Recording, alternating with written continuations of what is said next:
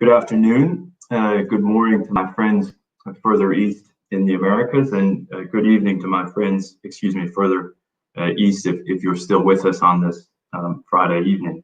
It's great to be with you for the 5th annual Oxford Arbitration Day, and I'd like to thank at the outset the organizers, my fellow panelists, and you, the members of the audience. My name is Brendan Casey, and I'm an attorney with Aiken Gump, Strauss, Hauer, and Feld, based here in our Geneva office, and it is my pleasure to moderate this panel. Our panel session this afternoon will deal with the topic of interim measures in international arbitration. This is quite admittedly a broad topic with a number of subordinate subtopics or issues which fall under the wide umbrella of interim measures. If one wanted to, one could spend an entire conference devoted to the issue of interim measures, but please don't worry and bear with us. We won't spend the next 8 hours discussing interim measures in international arbitration. And likewise, we don't plan to spend our next hour and a half trying to fit in 8 hours of material. So please bear with us, and I hope that you enjoy what will be a more surgical panel moving between the key issues, hot topics, and issues of special attention under the umbrella of interim measures. This is meant to be an interactive panel, not just between the panel members and myself, but also between you, the members of the audience. And so with that, I hope if you have not already, you please use the chat function on the right side of your screen to ask any questions you have with respect to topics that are discussed by the panelists, and we'll do our best to address those questions as they come in. As a very preliminary remark, when we speak about interim measures, we're discussing of measures which are ordered by a competent court or arbitral tribunal in aid of a final arbitral award. And the measures which we're discussing are interim in nature. They are not the final measures or relief that will be ordered by a tribunal, but they're determined either to secure the status quo during the pendency of the dispute or to obtain other evidence or key pieces of documents or material which is relevant to obtaining the tribunal's final order. And so in that context, it is important to remember that there are two ways to obtain interim measures through the international arbitration route. One way is through the arbitration route itself, through either an emergency arbitration procedure or addressing an application directly to the panel which has been constituted. And the second method or route, if you will, is through a court of competent jurisdiction, which has jurisdiction over a party, a key piece of evidence, or a particular asset which may serve as a subject of the dispute. And so today, as we're discussing interim measures, we will be switching between those which are ordered by an arbitral tribunal and those which could be or are ordered by local courts in aid of arbitration. But I wanted to make sure that that distinction was clear, as we will be moving in and out of the various types of measures. Now, with that said, it is time for me to introduce our distinguished members of the panel. And I'll begin by introducing Carmen Martinez Lopez, who is a partner at 3 Crowns in London. He's an advocate in both investment treaty and commercial arbitrations under various institutional rules and under ad hoc arbitral rules. Her most recent key experience includes representing an energy company in an investment dispute against the Republic of Colombia, a consortium of oil and gas companies in a tax stabilization dispute against a Latin American state, an energy company in a shareholders dispute relating to a JV gas marketing company, a mining junior in its investment against the Kingdom of Spain, and a private equity investor in an investment dispute against the Kingdom of Spain. And Carmen's a dual qualified civil and common law trained attorney, She regularly handles contentious work in English, Spanish, and French. She's admitted to the bars in New York and Madrid, in addition to being a solicitor of the senior courts of England and Wales. Carmen holds degrees from Columbia Law School, the College of Europe, and the University of Murcia.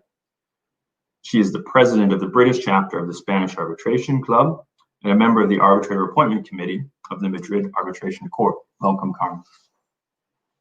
Next, it's my pleasure to introduce Fernando Eduardo Serek. Fernando is a partner at Tozzini Freire in Sao Paulo, Brazil, where he serves as the firm's CEO and head of the litigation and arbitration practice groups. Fernando has broad experience in international litigation and arbitration involving real estate, complex financial contracts, and a wide range of administrative law issues. He's worked on arbitrations in Brazil, the US, Europe, and through major international and local institutions involving mergers and acquisitions, joint ventures, financial and banking disputes, infrastructure projects, and insurance and construction contracts.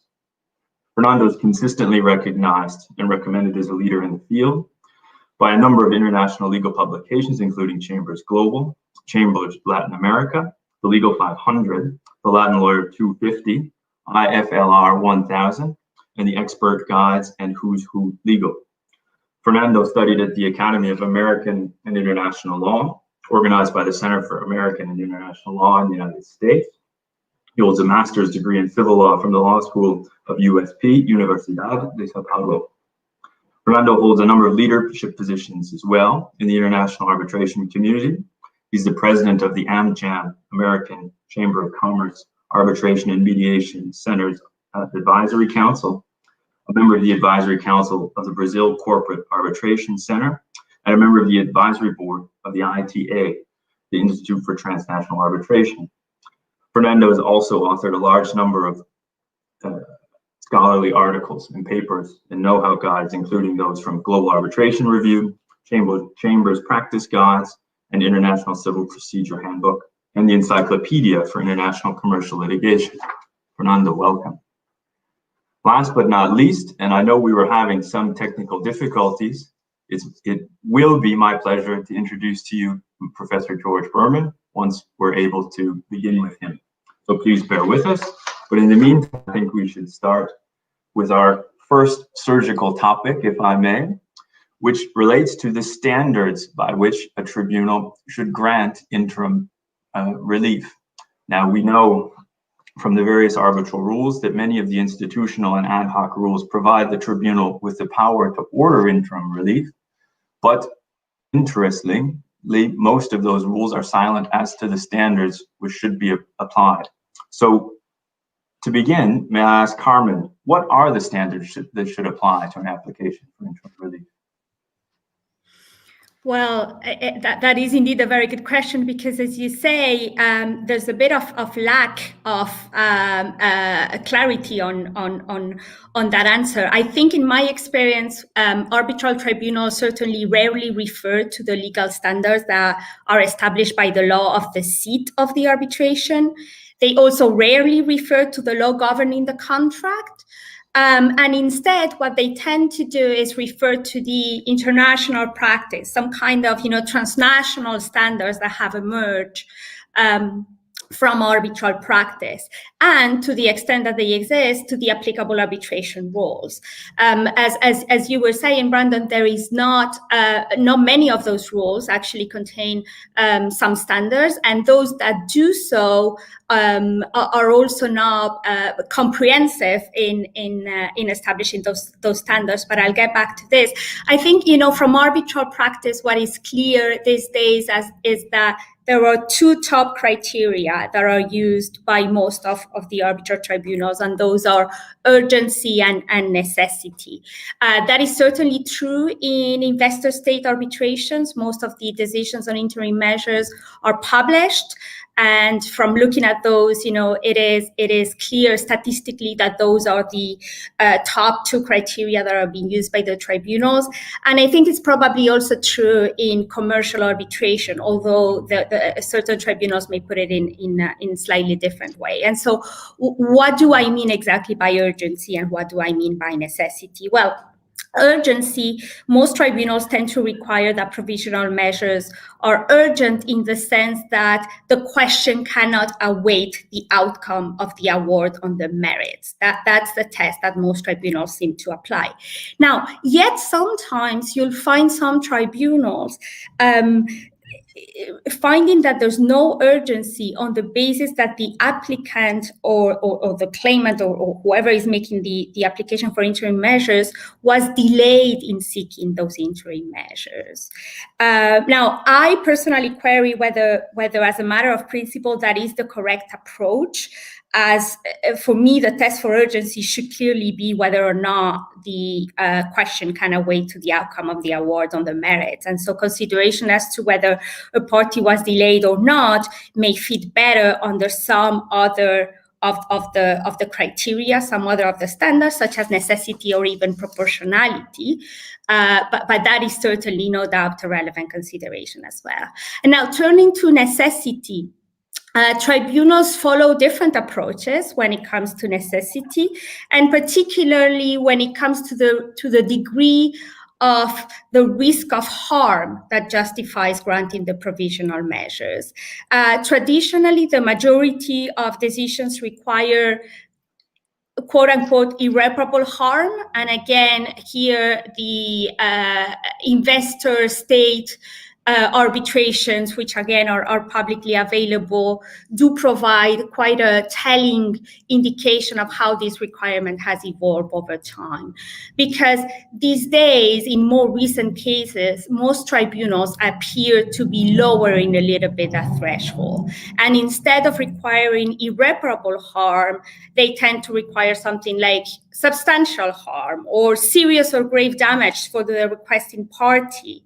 Or a sufficient risk of harm or prejudice. And of course, the 2010 UNCITRAL rules have also helped in this regard because they now refer to harm not adequately reparable by an award on damages. They do no longer refer to quote-unquote irreparable harm. And applicants will tell the tribunals that, of course, that wording was deliberately adopted in the UNCITRAL rules as a departure from that irreparable harm standard, which was perceived by the drafters to be setting a bar a little bit too high to the granting of interim measures. Now, I say those are, I think, the two key criteria. Necessity really is the most difficult one to meet out of those two, in a way, when you look at urgency as you should. And it is the ground where most interim relief applications fail. There are other criteria that arbitral tribunals tend to consider, proportionality, for instance. And again, this is a little bit of a new trend. I think it's particularly after 2010, or at least, again, that is what the statistics show us in terms of investor-state arbitrations, those which are published. But I think that is a statistic that is that probably also applies to commercial arbitration. So since 2010, we're seeing how tribunals seem to start considering proportionality as a separate criterion in those cases. And what tribunals are doing is weighting the effect that granting the provisional measure has on one of the parties versus the risk that they're trying to prevent on the other party. And again, the 2010 UNCITRAL rules do refer to proportionality explicitly as one of those criteria, as does Rule 46.3 of the exit rules, which refer to urgency, necessity, and proportionality. Now, fourth criteria, prima facie case both on jurisdiction and on the merits. And this, of course, particularly on the merits, is a bit of a contentious one, because traditionally, prima facie case on the merit was not a criteria that was used in international arbitration. And the principal rationale that was used for excluding this requirement was that otherwise it would foster the appearance of the arbitrators prejudging the case in some way. I think that also has changed in recent years, and I think that change is the product of two things happening. First, what's been happening in commercial cases, where no doubt arbitrators are bringing with them their baggage in terms of what are the requirements for a successful interim application. And in most countries and in most jurisdictions, they would require the applicant to show that they have a prima facie case on the merits. And so I think more and more when seeing in commercial cases how arbitrators are also asking for such a showing. To be clear, that again is only a prima facie showing. It's quite easy to meet in a way because arbitrators continue to be a bit careful not to give the appearance of being prejudging the case. And the other reason why I think in most recent jurisprudence we start seeing these cases again because the language in the UNCITRAL cases, in the UNCITRAL rules, the 2010 UNCITRAL rules, which again make reference to this requirement.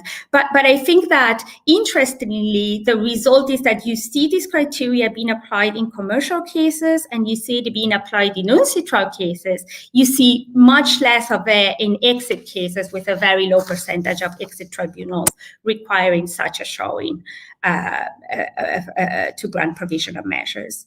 My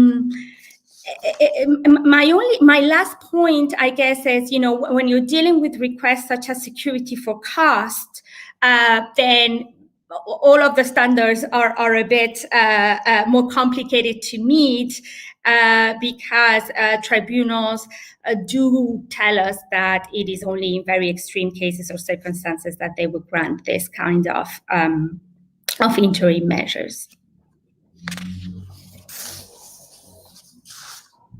Thank you, Carmen. And I understand now we are joined by Professor Berman, so I'll take this brief opportunity to introduce him. Professor Berman is a professor at Columbia University Law School and currently the Jean Monnet Professor of European Union Law, the Walter Gellhorn Professor of Law. And at Columbia Law School, Professor Berman teaches international commercial arbitration, international investment law and arbitration, transnational litigation, a practicum in international practice, and a seminar in international arbitration and EU law. Professor Berman is also the director of the Columbia Law School Center for International Commercial Investment Arbitration, a founder and former director of the Columbia Law School European Legal Studies Center, a professor at the École de Droit Institut des Sciences Politiques in Paris, and a professor at the Geneva LLM in International Dispute Settlement, the MIDS, here in Geneva. In addition to his academic pursuits, Professor Berman has an enviable roster of arbitral appointments and acts as counsel in international commercial arbitrations and serves as a legal expert on issues of applicable law. Professor Berman also invests significant time in developing and progressing international arbitration through his positions as chief reporter of the ALI Restatement of the U.S. Law on International Commercial Arbitration, co-director of the Academic Task Force on the UNCITRAL Working Group, and hearing some background, and holds a number of positions in major arbitral institutions, including at the ICC, and is a member of the Chartered Institute of Arbitrators, the New York International Arbitration Center, and the American Arbitration Association. So with that, Professor Berman, it's a pleasure to have you with us. And I'll put you... Can you hear me? I can hear you now, and I'll put you immediately in the hot seat, which is we were just discussing with Carmen the fact that various arbitral rules tell the tribunal that it has powers to order interim measures, but doesn't have a standard test to apply. And my question is related, but on a slightly different note, which is most of the arbitral rules allow parties the ability to go to the tribunal or to a court to obtain various interim relief, with the exception now of the latest version of the LCIA rules, which require a party to obtain leave from the tribunal before going to a court for obtaining interim relief. And my question to you is, what do you make of the fact that the LCIA rules have added this additional requirement that a party needs to seek leave from the arbitral tribunal before it can go to a court to seek interim relief? Thank you, Brendan. Let me tell you, I had very severe technological problems, so I'm sorry to have been late, Brendan, but I am here. We're happy to have you. Thank you, thank you. Well, I think this move by the LCIA is a manifestation of a sentiment that I think has been slowly and subtly growing, that when courts presume, at the request of a party, of course, to issue interim relief in aid of arbitration, that represents an interference with the arbitral tribunal's prerogatives to control the proceedings. We all know that the parties are the masters of the arbitration, but to the extent that they have not agreed on any given procedure, really the authority lies with the tribunal. Every tribunal that I know of has authority under its rules to offer interim relief, and will presumably do so if the tribunal thinks it's warranted. Now, if a party can go to court and get interim relief under circumstances where the tribunal would deny it, that is, I think, it's not necessarily my view, but it is increasingly, I think, the view that represents an interference, and that if interim relief is needed from a court, the tribunal can get it. I think that in a nutshell is what lies behind the LCIA position. I think it may be followed, Brendan. And Fernando, I'd like to get your opinion on this matter as well, on sort of two issues that were mentioned by Professor Berman. First is the issue of whether or not a party seeking a court-ordered interim measure, or that court is somehow interfering with the tribunal's powers or disposition to settle the dispute. And second, your general experience in terms of court practice in seeking or counseling clients, which route they might want to pursue between a court-ordered interim measure or seeking an interim measure before an arbitral tribunal. Brendan, first of all, I want to thank the invitation in the name of Felipe and Andre. It's a great honor to share this panel with you, with George and Carmen. First of all, I agree with everything that Carmen mentioned in the practice in domestic and international cases involving Brazilian companies. We follow the same standards for an order of interim measures. I think that an arbitration tribunal is not bound to any specific law, transnational or soft law sources, but at least in Brazil or in arbitrations involving Brazilian parties, the standards for an order of interim measures follows in a certain way the same rules adopted for court cases. Irreparable harm if relief is not granted, urgency of a decision, and the likelihood of success on the merits. Regarding seeking interim orders, interim measures from courts or from a tribunal, with the amendment of the Brazilian law, Brazilian Arbitration Act, in 2015, there is a specific rule on that, on Article 22, Section 2 and 22A. Before arbitration proceedings have been initiated, courts can grant any types of interim measures seeking to preserve parties' rights. After the proceedings have been initiated, state courts can intervene in very specific situations, such as on the subpoena of a witness that fails to appear to court. In my practice, we follow absolutely this rule. Rarely we seek an injunction from an emergency arbitrator. I have tried that in some cases, in cases under ICC rules and even under a Brazilian institution. My experience was not that good in seeking injunctions in such a fashion. So my preference is to go to courts whenever it's mandatory before the procedures, and of course seek confirmation afterwards from the tribunals, from the arbitration tribunals. Thank you. I saw Carmen looked like she might have a comment. Carmen? You're on mute. Oh, sorry. So I just wanted to react to the point that George was making about the amendment to the LCIA rules, and absolutely no disagreement with what George was saying. Just give a little bit of context there as to what might be happening there. Just to recall, Section 44.3 of the English Arbitration Act says that in cases of urgency, an English court may make orders that it thinks are necessary to preserve evidence or assets, for instance. But then Section 44.5 says that the court may only act to the extent that the arbitral tribunal has no power or is unable for the time being to act.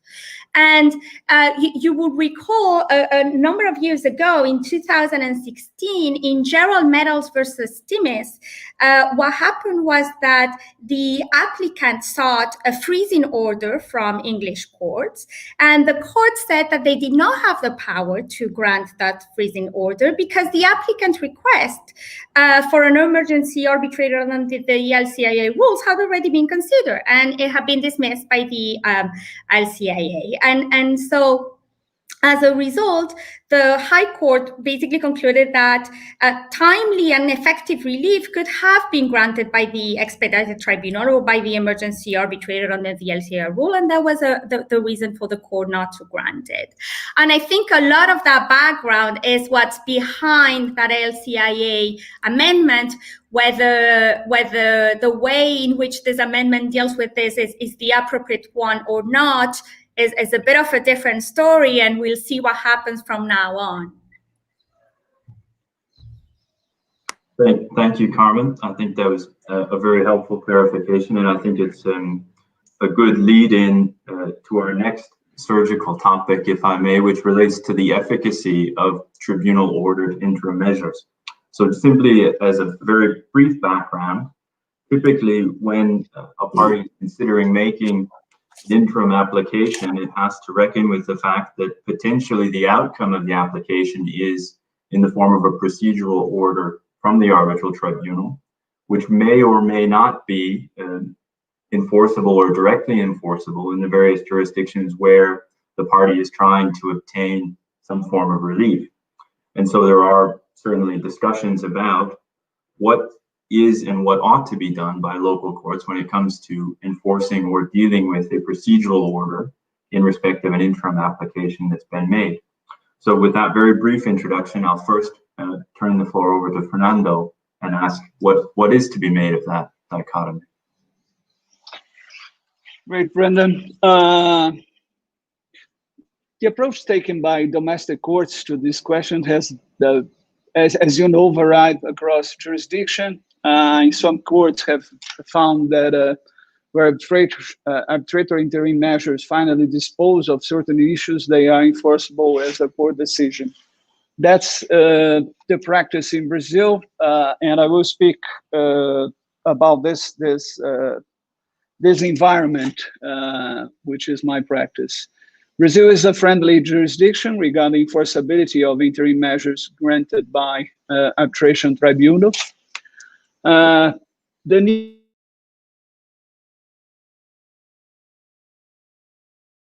cases in the country, and this new civil procedure code has established several forms of aid of courts to arbitration procedures, including specific rules dealing with provisional remedies and interim reliefs, implementation of what the law said, arbitration letter, which is a legal instrument of cooperation between the tribunal and courts.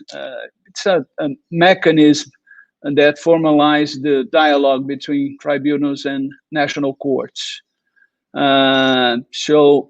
For example, the National Court is empowered to order the bank to freeze the bank account of a party to the arbitration, or to compel a witness to be present in arbitration hearing based on this type of document issued by a tribunal to the court. In some states, there are specialized courts that deal with arbitration-related cases, like São Paulo and Rio de Janeiro. Foreign arbitration interim measures can be enforced in Brazil, but the procedure is a little bit cumbersome. They should be subject to an homologation process at the Superior Court of Justice, the same manner as a final arbitration award.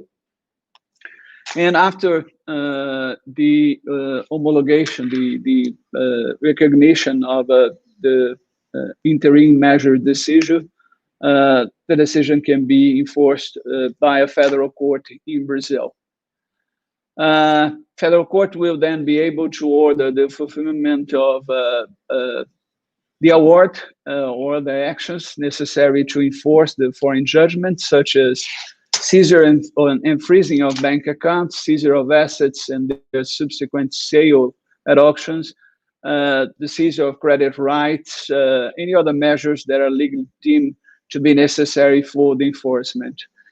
I want to mention one interesting case that was decided in August 2019 by the Superior Court of Justice. Following the trend of international cases, the great majority of orders, as you know, are respected by the parties in an arbitration. But the tribunal should always have in mind the enforceability of its order. In this case, it was fun. It was interesting because the judge, the court, went a little bit further. It was a case involving a company named Impabra, mining company Pau Brasil S.A., and two individuals, Juarez de Oliveira Rabelo and other. The case is a special appeal number 1798089 from the state of Minas Gerais. The tribunal issued an order. It was a dispute over mining rights.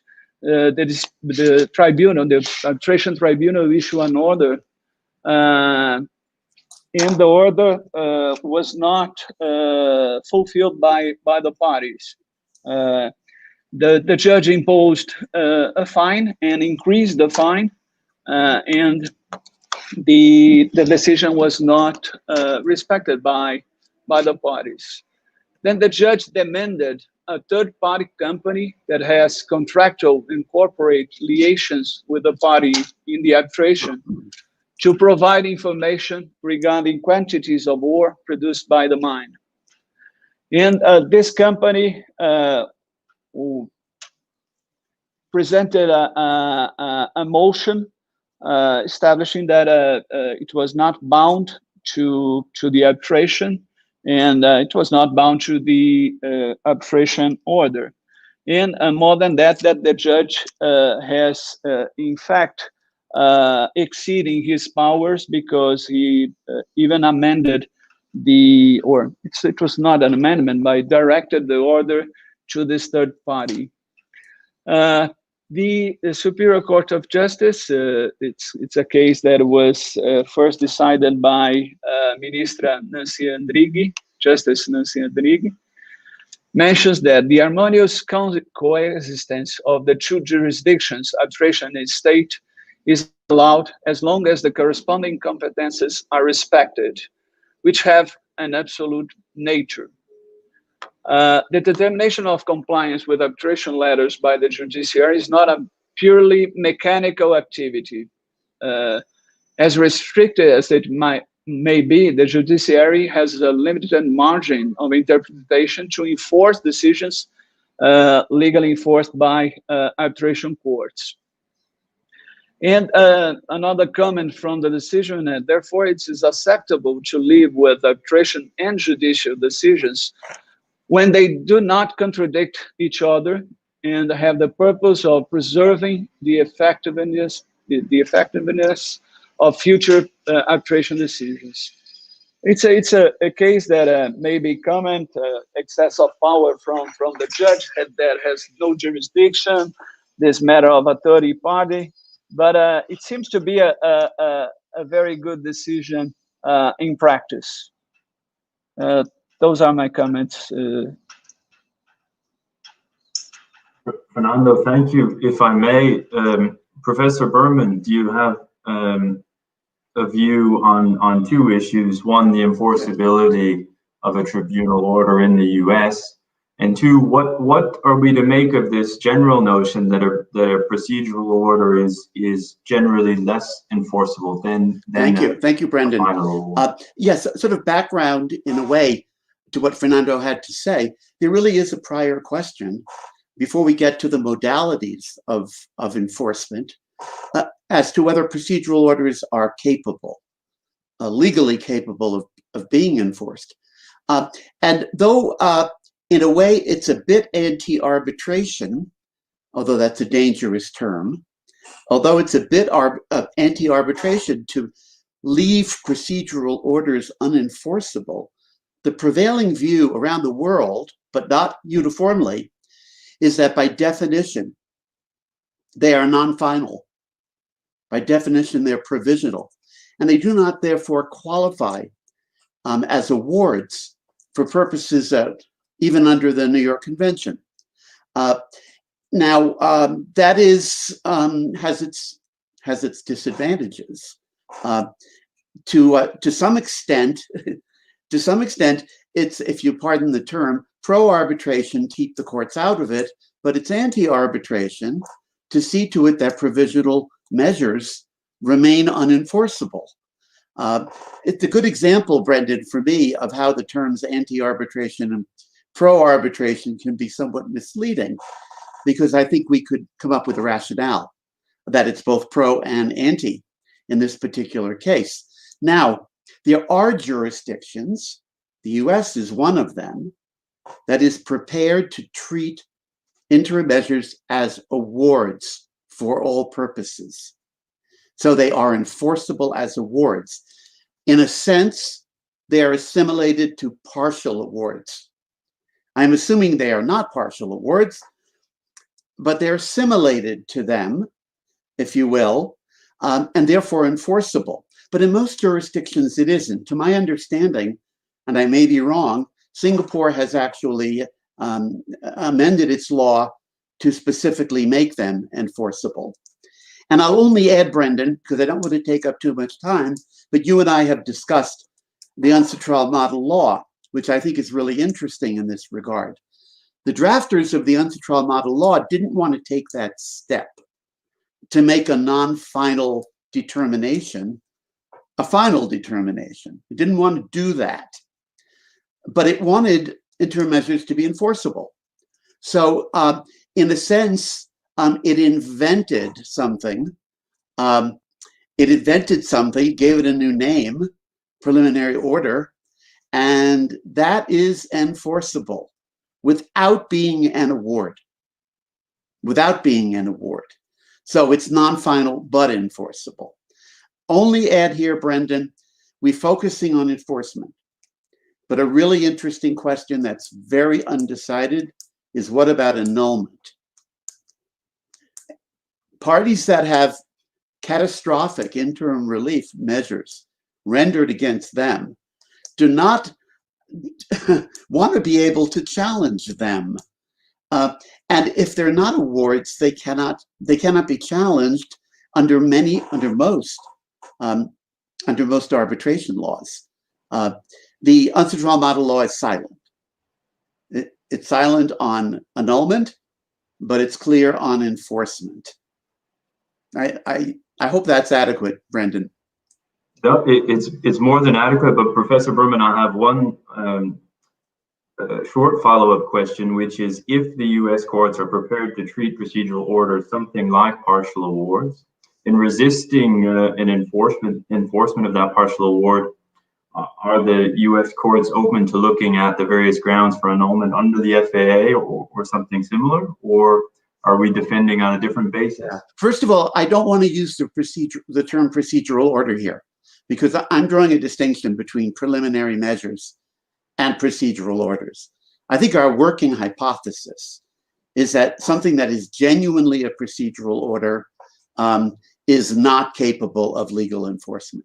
So when I'm speaking, Brendan, I'm referring now to interim measures as opposed to ordinary garden variety procedural orders. Now, US courts are enforcing them, as I said.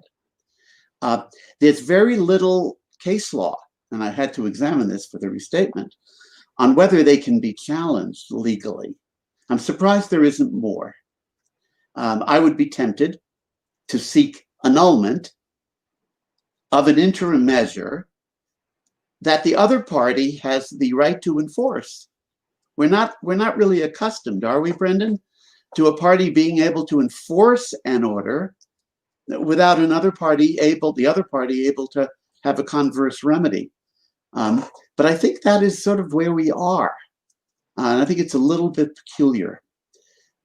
Anyway, I did want to underscore, in my mind, the difference between a procedural order and a preliminary ruling on interim relief. I will admit, Brendan, that the line isn't altogether clear. If I could now, thank you, Professor Berman. If I could now ask Carmen to make a comment on any differences in respect of ICSID or investment arbitration practice in this area. Thank you, Brendan. I think there is one point that's interesting enough to bring to this discussion when it comes to particularly ICSID interim measure decisions, and that goes to the binding nature of those. So it's a bit of a related point to a bit of a different yet related point to the point of enforcement, but it's a key one, because let's not lose sight of the fact that in most instances, interim relief decisions are complied by voluntarily. And so, the binding nature of those orders in a lot of instances is enough to ensure compliance. We don't need to go to the enforcement of those because they are voluntarily complied. Now, in that context, there is the lasting debate in the ICSID context as to the recommendations issued by ICSID tribunal do or do not have that binding effect. You would recall that the ICSID rules, as opposed to, for instance, the UNCITRAL rules, which refer to the tribunal being able to issue orders on interim relief, ICSID rules simply refers to the tribunal issuing recommendations. And that language has been seized by generally respondent states because they tend to be the ones defending against those interim relief applications as well, to argue that they are not binding. I think the case law is clear enough as of today to disprove that contention. I think the case law is clear that ICSID recommendations on interim relief are binding, but you still have some particularly respondents, again, because of the nature of the exercise, who are making this argument. And I'll refer to the recent, well, not so recent anymore, but to the Perenco interim measures application. That was granted by the tribunal a few years ago in its investment dispute against Ecuador. And you will recall Ecuador actually refused to comply with that interim measure decision, arguing that it was merely a recommendation and therefore it was not binding on it.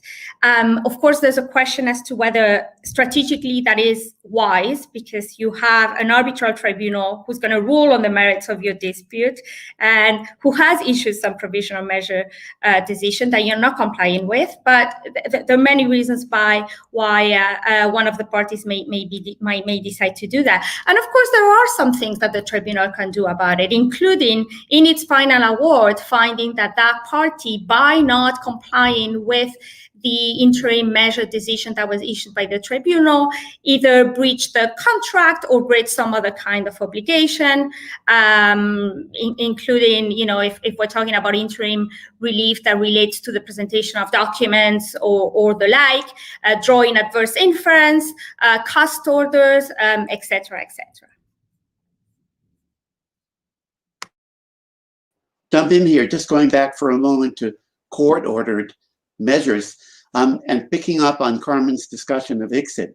I want to mention something that isn't known because it's in the ICSID rules rather than the convention itself, is that access to a court for interim relief in ICSID proceedings is off limits unless the parties have agreed in advance.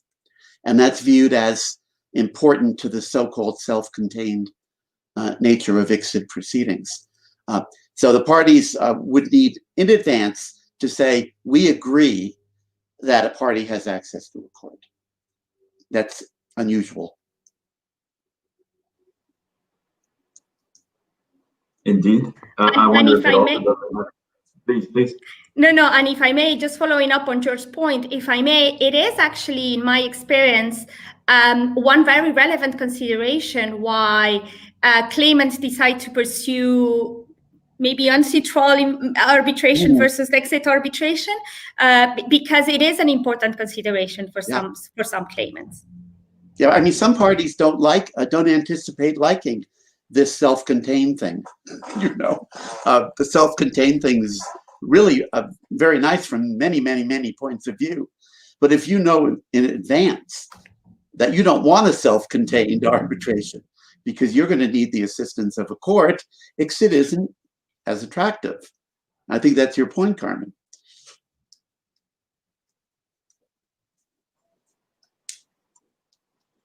Very good.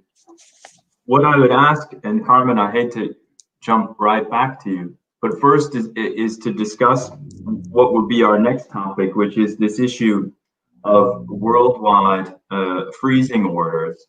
And my understanding, though, subject to your correction, of course, is that these freezing orders are meant to preserve or stop any dissipation of assets, either for the purpose of security for costs or security for the ultimate recovery of the claim.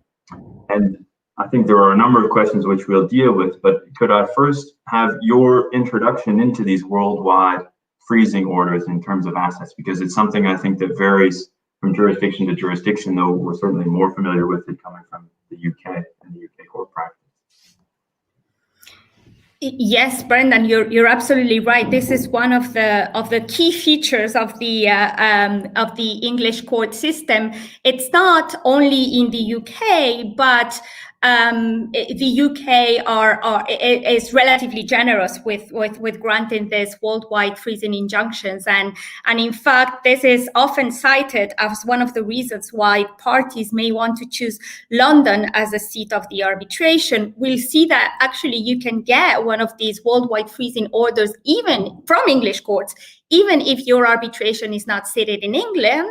But certainly having your arbitration seated in England helps to meet the relevant test, and we'll see that in a second.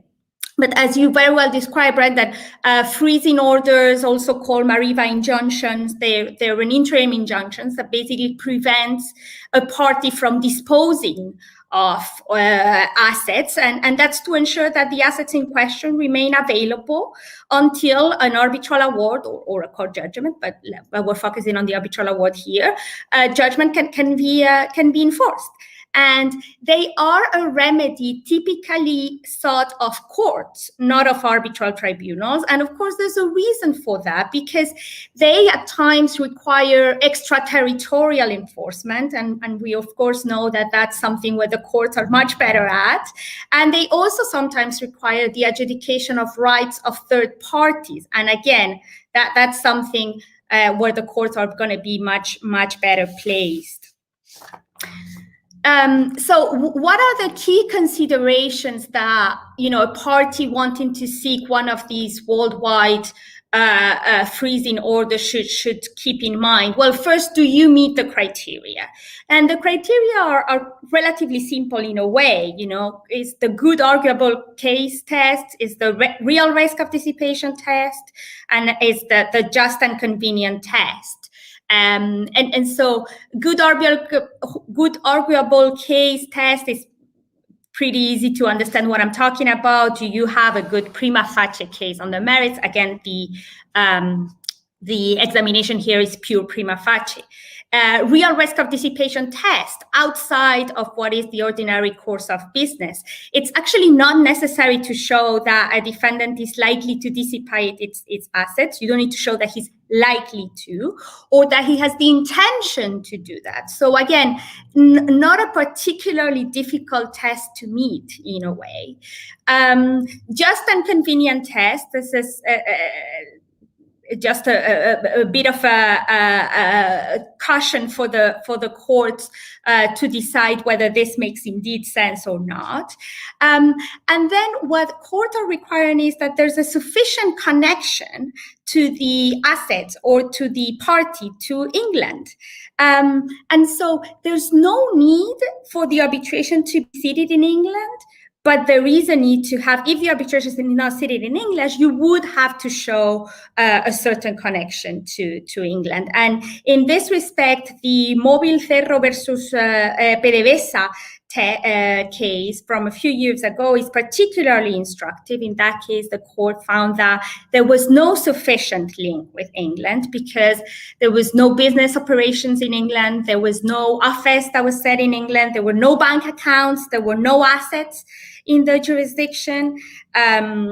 And so that wasn't enough for the English courts to issue this kind of worldwide freezing order injunctions. Nationality also, importantly, by itself and alone doesn't seem to be enough. You do need that kind of long-term connection with the jurisdiction, whether that's by reference to residency, domicile, conduct, or something else.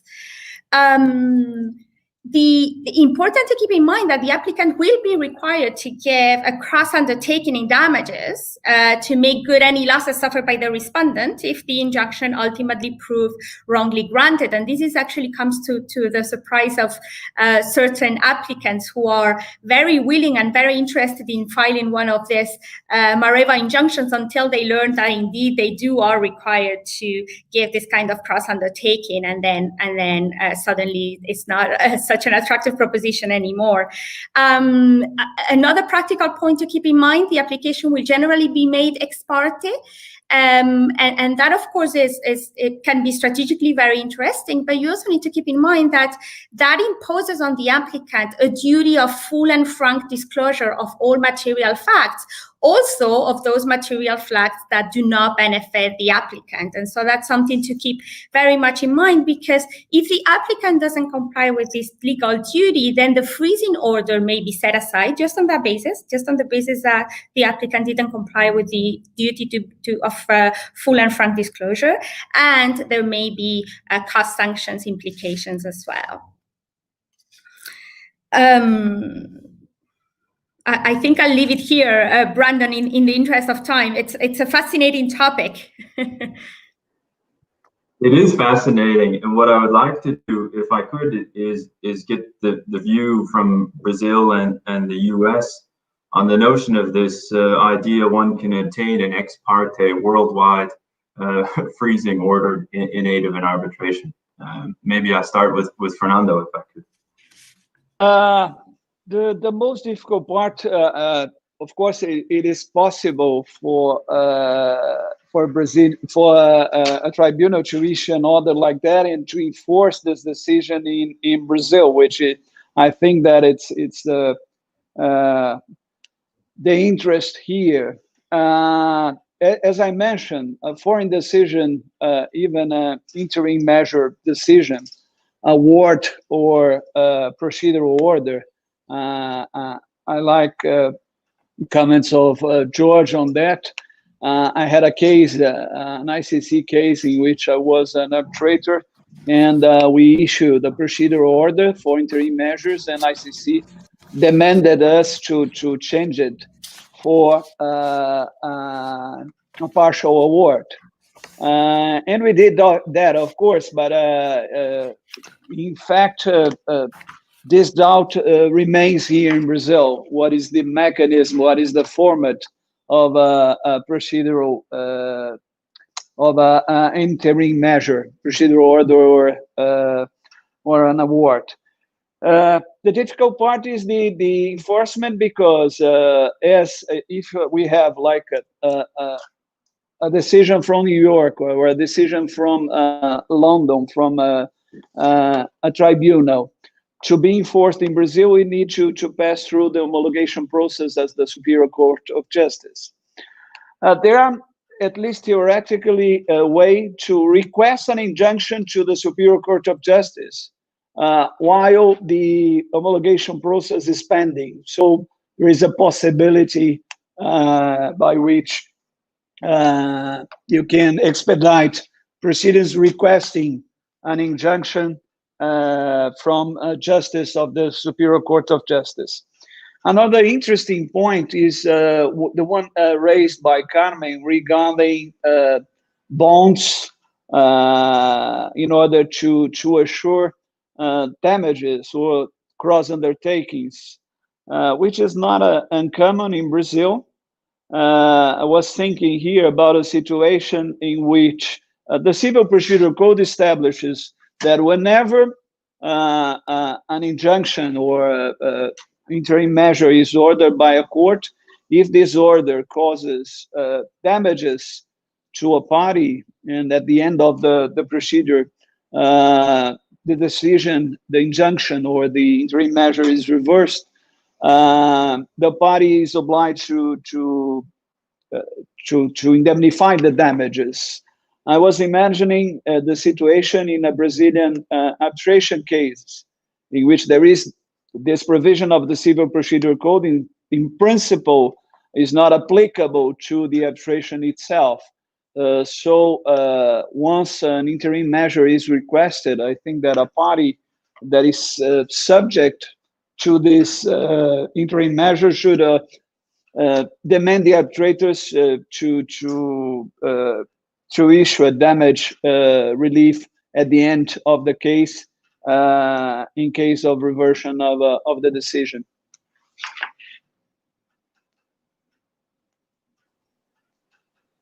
Thank you, Fernando. Professor Berman, any reactions? I think you're well.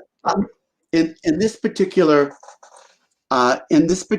case, the Moreva injunction is really front and center when it comes to the United States, because back in 1999, the Supreme Court was called upon to effectively decide whether we were going to embrace the Moreva injunction or we weren't. And the Moreva injunction, Carmen, as you probably know, and the success of it was relied upon greatly in aid of the position that it should be available under U.S. law as well. But in an extremely controversial decision with 5-4, as usual, in that decision, Justice Scalia, who is an originalist, as we know, ruled that this was unavailable because it was an equitable remedy, not a legal remedy. And at the time that we in the United States enacted the Judiciary Act, it wasn't available in England, and therefore it wasn't available in the United States, and therefore it's simply unavailable. I will say that that elicited a very powerful dissent from the late Justice Ginsburg, who said, essentially, you have no business freezing equity. Equity should not be frozen in 1789. It has evolved, if you will. I just want to add strategically, Brendan, that the door is open for a Moreva injunction under very particular circumstances that parties have taken advantage of. First of all, it's available if you have a legally cognizable interest in that property. The property that is to be frozen, if you can claim a property interest in it, then it's okay. if you already have a judgment, it's okay. And finally, and to my not full understanding, the court has also held that if what you're seeking in the main proceeding is an equitable remedy, like rescission or an accounting or restitution, if what you're seeking is not damages, but what you're seeking is an equitable remedy, then you can. Let me just close by saying parties are now pretty much invariably adding equitable claims to their legal claims, even though they're not looking for equity, they're looking for damages, and that clears the way to a Mareva injunction. But I find it really interesting. This is one of those cases where a powerful institution under English law is brought before the Supreme Court and radically rejected, not on policy grounds. I think that's fascinating. Not on policy grounds, but on some sort of originalist grounds. And therefore, the ball is in the legislature's court to expressly authorize this. And in many states, that's been done. I hope that's responsive, Brendan. That is very interesting indeed. Carmen, yes, please. Those very interesting remarks. My prediction, Professor Berman, and I'll be interested in hearing yours, but my prediction is the legislator will do something about this, because I don't think l'air du temps, as the French would say, it goes against Mareva injunctions. And in fact, you know, when you follow what's happening recently in the UK, you see that after the Mobile Ferro case that I mentioned, you know, you've got more recent cases, ArcelorMittal versus Caesar Steel Limited, for instance, which is a 2019 case where the commercial court actually granted a worldwide freezing order in aid of an arbitration. Although we were talking about foreign proceedings, foreign disputing parties, no significant assets within the jurisdiction, right? And so, of course, the other party was saying, well, you English court should not, and I'm quoting, should not become an international policeman. And the English court actually said, well, that's actually not right. You know, that there is a solid risk of dissipation of the assets in this case. It's just inconvenient to grant a worldwide freezing order despite the absence of factors connecting the case to England.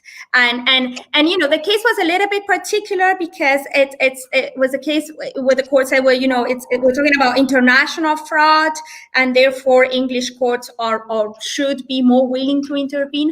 But still, I think it shows that, you know, Mareva injunctions are not going anywhere, and the trend worldwide is going to be a little bit towards the English position as opposed to, you know, what Mr. Scalia told us on his very... Carmen, I fully agree with you.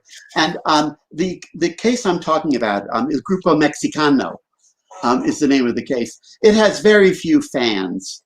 I mean, it is one of the most keenly criticized opinions out there. Now, instead of enacting measures that will authorize it, what we simply see is a very strategic and astute lawyers circumventing it.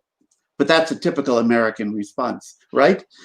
You know, don't actually go to the legislature. Just use some counsel ingenuity. And so, if we are so successful, Carmen, if our bar is so successful in circumventing Grupo Mexicano, that will probably reduce the urgency of having a legislative intervention. Point taken.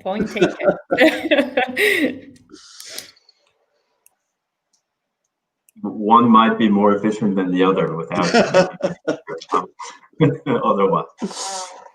To stay on a somewhat controversial topic, but change gears just a little bit, I would like to ask the panel's views on something that I've been hearing more about recently, which is this idea of a tribunal-ordered anti-suit injunction to prevent presumably the parties in front of it, from seeking to litigate the case elsewhere.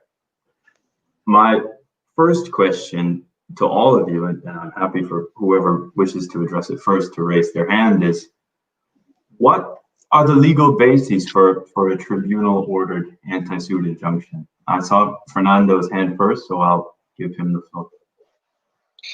Right, Brandon, thank you. In Brazil, the legal basis for seeking this type of decision from a tribunal, an arbitration tribunal, is Article 8, the sole paragraph that establishes that the arbitrator has jurisdiction to decide ex officio or at the party's request the issues concerning the existence, validity, and effectiveness of the arbitration agreement, as well as the contract containing the arbitration clause. So, my view, that's the legal basis for this type of anti-suit injunction issued by an arbitration tribunal. The Brazilian Superior Court of Justice, which is the higher court's court on matters related to the arbitration law, has issued consistent decisions supporting the competence principle.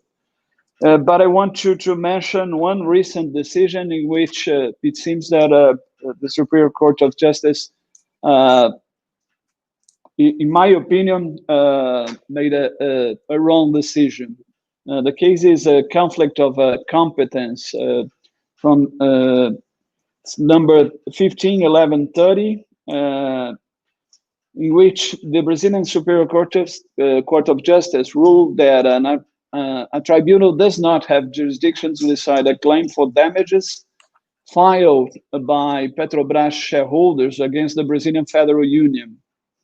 As you know, the Petrobras is a mixed capital company controlled by the Federal Union in Brazil, and there are some shareholders, and there are some other cases, arbitration cases, against the Federal Union based on the bylaws of Petrobras that establishes arbitration, means of a self-dispute among the shareholders and the company and the shareholders. And according to the court, the arbitration clause contained in Petrobras bylaws only encompasses corporate disputes between the company and its shareholders, and not among the shareholders. In this situation, the other shareholders were claiming abuse of control from the Federal Union. It's a surprise for at least from part of the Brazilian arbitration community, the decision, because the so-called competence principle provided for in Article 8, sole paragraph, was really established was confirmed in several other decisions of the Superior Court of Justice. And in this case, it seems that a new orientation is suggested, in the sense that only the discussions regarding the validity and effectiveness of the arbitration clause would be subject to the first judgment in arbitration. Therefore, the challenges related to the existence of the arbitration clause would become the competence of the courts. I really disagree on the decision, not only regarding arbitration principles and everything, but also the main core, or the core of the decision that establishes that the arbitration clause in the bylaws of Petrobras could not encompass a dispute between a controlling shareholder and the other shareholders.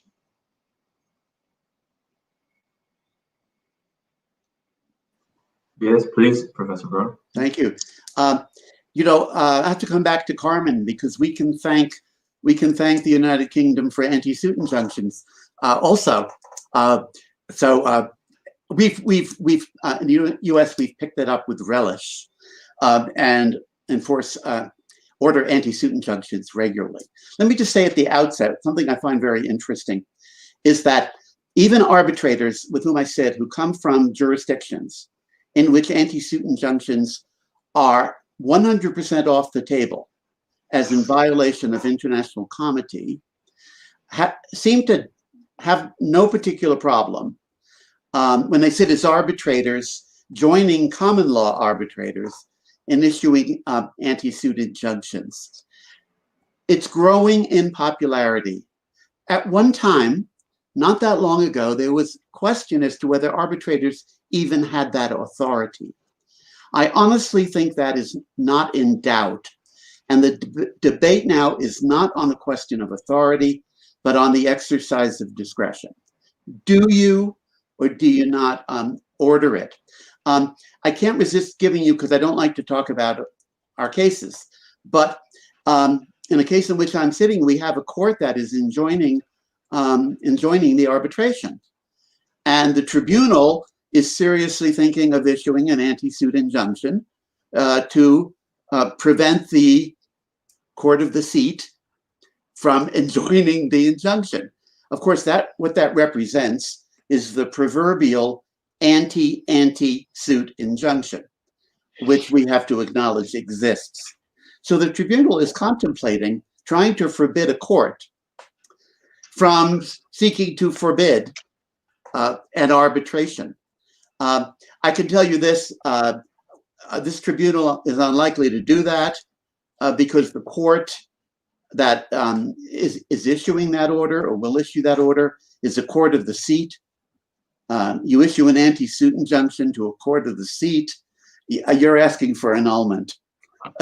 You're asking for annulment of your award. Just one final word.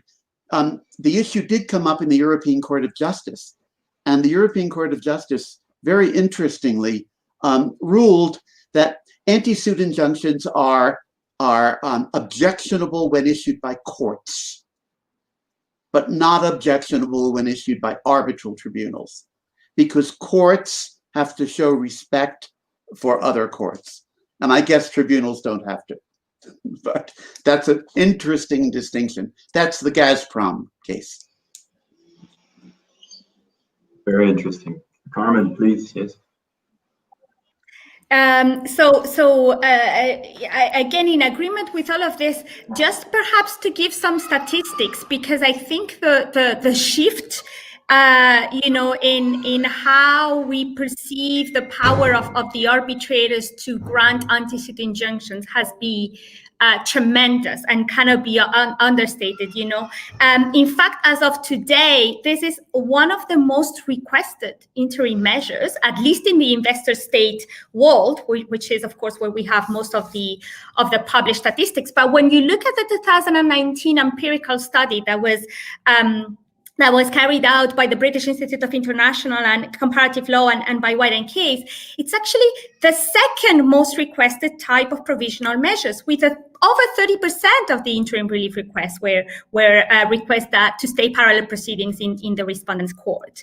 And it's also one of the most frequently granted interim measures. And again, requests for the tribunal to order the stay of related court proceedings in the host states have succeeded, totally or partially, in approximately, and the statistic is really quite surprising, in approximately 75% of the cases. And again, I'm going by this 2019 numbers that have been published in this empirical study. But you would agree with me that we're far from those days, from that old view that the tribunals did not have the power to issue anti-suit injunctions. Example, I think, illustrates it. The more it's used and the more it's successful, and you're entirely right, it's escalated enormously. The reaction of the courts, it's one thing for the tribunal to order it. Courts may not like being joined, and they have devices at their disposal. So I actually think we're contemplating something along the lines of a potential battle or conflict between courts and tribunals. I don't know if, Carmen, you're experiencing that as well, but I bet you are. So a very interesting point, Professor Berman. Now, in that fight, I think tribunals are winning as it is. And for instance, in Hydra and others versus Albania, I think offers some interesting insights, at least as to the reaction of the English courts. And again, you can thank me for this, Professor Berman. But this is again an exit case, and Albania had commenced criminal proceedings against 3 of the claimants, which were Italians. And as a result of those criminal proceedings, they had some extradition proceeding had been commenced in the UK to extradite these claimants to Albania. And claimant filed a request for interim measures with the arbitral tribunal, asking that the tribunal, among others, suspended the extradition proceedings. The tribunal agreed, and Albania at first refused to comply with the tribunal's decision, but then a UK magistrate court found that in light of the tribunal's interim relief decision, the extradition proceedings could not go forward. And Albania then dropped its extradition request from the UK courts as a result. So I think it's an interesting case. As Professor Berman says, let's watch this space because there may be more to come. Yeah, I can't help adding that in that case you're discussing, I had an expert opinion to introduce in that very, very, very interesting case. But that's just a comment, throwaway comment. Before we move to our last topic, could I ask Professor Berman, Carmen, Fernando, in the context of a commercial arbitration, would you expect a partial award on jurisdiction to be sort of a prerequisite before obtaining an anti-suit injunction when the suit is the same subject matter as the arbitration? Because presumably at least one of the parties would be challenging the tribunal's jurisdiction while pursuing a court process somewhere else. I don't think that will make a difference. I think that tribunals are, as Carmen says, tribunals are very serious about exercising their authority. And if they see a judicial proceeding as a threat to it, I see more and more they're taking action, even at the very outset. I agree. I think they would simply look at whether prima facie they have jurisdiction, and if they find that that is the case, they'll be comfortable enough to issue that kind of relief without having already determined, as a matter of fact, that they do indeed have jurisdiction. Yeah. Very interesting. Fernando, a last word, or we move to... No. I think that we can move because I agree with both of them. In fact, I see a tendency in Brazil for the tribunals, let's say, not to mess with the courts in almost all the situations, but there are some in which an anti-suit measure is necessary. So I agree with both of them. Great. And the last topic we have up is one which, again, we hear a lot about in terms of generality, but not so much the specifics, and which is this petition for various disclosure or discovery in the U.S. under the U.S. Code Section 28, 1782. And so if I could, I'd ask Professor Berman first to give us just a brief introduction as to the nature of such a petition, and then we'll open it up to the panel on views of this tool. Sure. And one of the things I'd like to hear my colleagues on when I get done is whether, just really how unique is the United States in this regard? Are any other countries in the world making their courts as readily available as we are? But the question that Brendan is raising is a very controversial issue. There is a statute in the United States that's not at all recent, but has been amended over the years, that provides that a U.S. court may, upon the request of any interested party, order the production of evidence, including testimony, from any person in that court's jurisdiction in aid of proceedings in a foreign or international tribunal. 28 U.S. Code 1782 essentially says that. Our courts are available for discovery purposes on a discretionary basis, of course, in aid not only of their own proceedings, but in aid of proceedings in foreign and international tribunals. I will say this, parties in arbitration are becoming more and more familiar with 1782, and they're more and more assertive in seeking evidence in the United States. I don't have time to discuss what lies behind the enactment of 1782. Why are we making unilaterally without reciprocity? Think of it, without any reciprocity requirement, we're making our courts available for evidence gathering, for use overseas. I find that interesting in itself. I'll simply say, I think that statute would not be adopted today. I think the mood of Congress is a little less international, to put it mildly. But it is on the books. Now, the question has arisen time and again whether arbitral tribunals constitute international courts or tribunals within the meaning of Section 1782.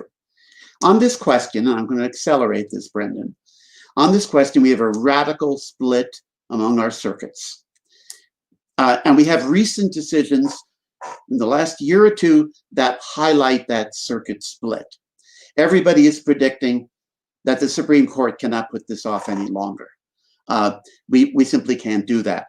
I have to tell you, there is a case, the Servotronics case, in which the Seventh Circuit ruled that 1782 is unavailable for arbitral proceedings. And in the same case, Servotronics, the Fourth Circuit said it was. So the Fourth Circuit made evidence available for use in an arbitral proceeding in the same case in which the Seventh Circuit said no authority to do so. I mean, it isn't often that you find, is it, Brendan, that you find circuit conflicts in a single case, but circuit conflicts in the single case. Just a word about the reasoning. The reasoning is that while, the reasoning of the court saying no, is that while international arbitral tribunals by any everyday understanding are international tribunals, that in reality, all that was contemplated were courts and tribunals organized under the auspices of states, public tribunals. I'm not sure why that's exactly so. I'm not in favor of that. The restatement is not in favor of that. I think international arbitral tribunals are international tribunals. I don't see much argument there. Having said that, investor state tribunals are on the other side of the line because they are regarded as the products of states, that states have created those tribunals, and therefore they are public, and commercial arbitration is completely different. And you all remember the Chevron Ecuador case in which Chevron got such incredible, incriminating information about the Ecuadorian legal system and got it entirely because of what 1782 allowed it to get.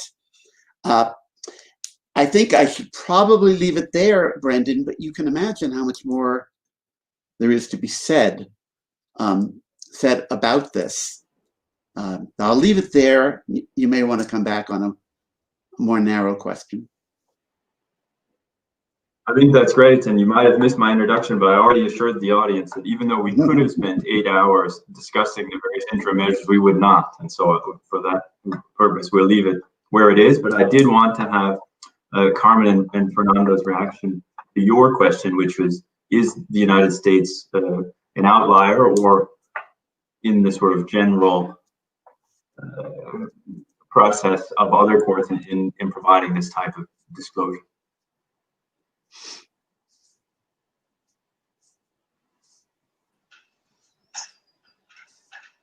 I can start. In fact, I was thinking about two aspects here.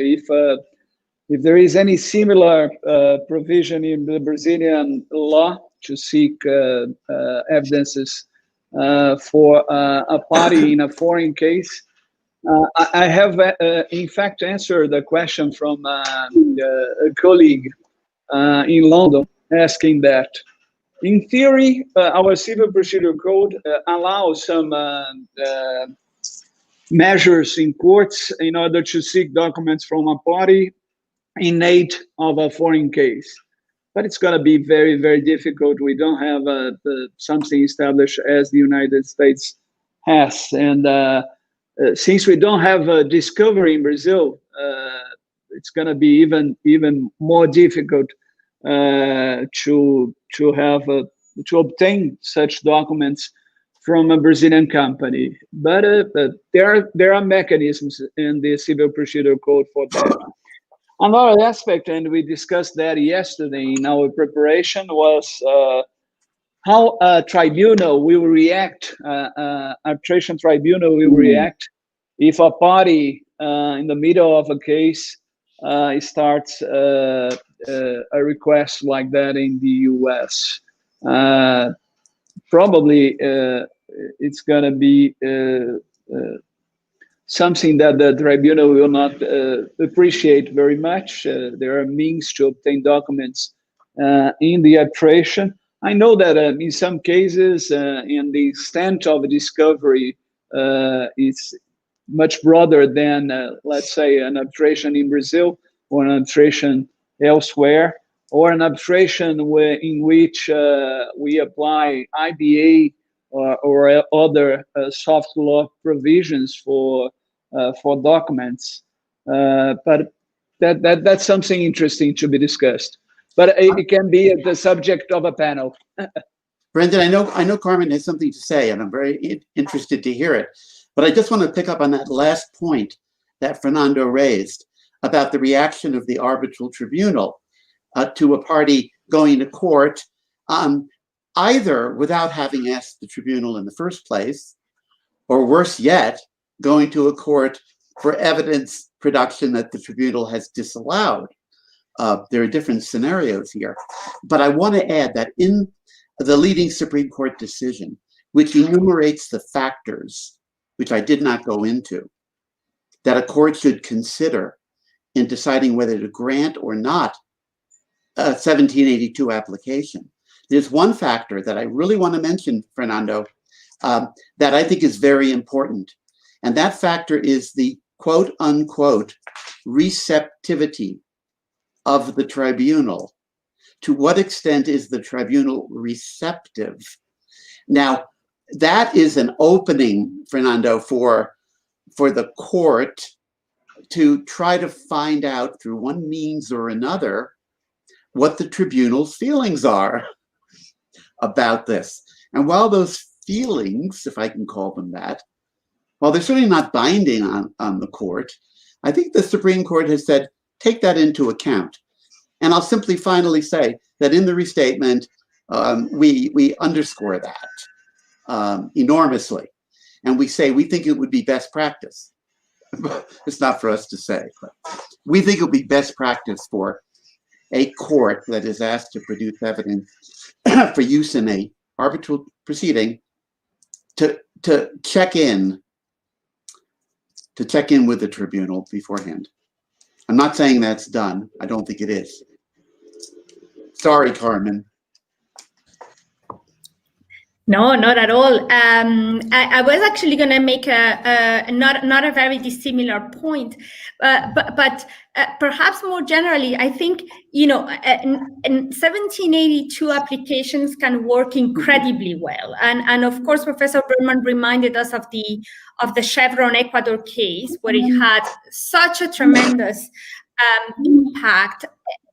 on a fundamental issue that has very much shaped the legal landscape in the last couple of years. So, that is not to be underestimated. And, very recently in October of this year, the U.S. District Court for the District of Delaware also granted a discovery application under 1782 in support of the Eni Nigeria arbitration. This has been reported in the press, but we were, of course, involved in that, and it is a powerful tool. Now, does it make sense in every instance? No, it does not. So first, and I'm going to go back to the point that both Fernando and George were making, but think about your arbitral tribunal. You don't want to antagonize your arbitral tribunal, and a lot of arbitral tribunals would understand that this is an option that's open to the parties, and that they should not feel bad about it. But some others arbitral tribunal would not see this in the same manner, particularly when they come from a different legal culture, when this is not okay. So be mindful of that, and as George was saying, maybe try to build those that communication with the tribunal in a way that not only serves the purposes that you, George, were referring to in terms of the restatement and the Supreme Court requirements and all of that, but also that is strategic for your case, right? Because it's not going to serve a lot of it's not going to do you a lot of good if you manage to get the certain documents, but in the process of doing that, you have antagonized the arbitral tribunal against you. And the other point is that this costs time. It can actually be pretty quick, and this recent example that I was mentioning is an example of that. But I've had other instances where it hasn't been quick at all, and of course it cost money. So I think there was an era where wanted to file a 1782 application, particularly if you were in the investor state world, and it was, why aren't we filing one? And I think things are calming down a little bit now, and people are realizing that while it is a powerful tool in the right case, in the right circumstances, it's certainly not for every case. Thank you, Carmen. I'm actually quite sure that Professor Berman, Carmen, Fernando, and I will continue this discussion offline, because it is clearly one that's interesting to all of us. But I see that we have used our allotted time and maybe indulged an extra 5 minutes. Brendan, can I just intervene here and tell you that next week in New York International Arbitration Week, there is going to be a sort of let's say a simulated hearing in which this is the issue. Right, so this is on the agenda, where the availability of 1782 in international commercial arbitration will be played out next week. I can't recall what day it is. I think it's Friday. I think it's the Fordham event. Very good. I hope the audience will tune in. And with that, let me please thank my panelists and the organizers for a great session. And I have been asked to relay the fact that the keynote speech will take place in approximately 10 minutes, and the link to that event is in the description of the current event, and most likely also in the chat on the right-hand side. So with that, again, thank you, Fernando, Carmen, Professor Berman. It's been my pleasure. Thank all of you, and hope to see you again. Thank you. Thank you. Thank you. Bye-bye. Bye.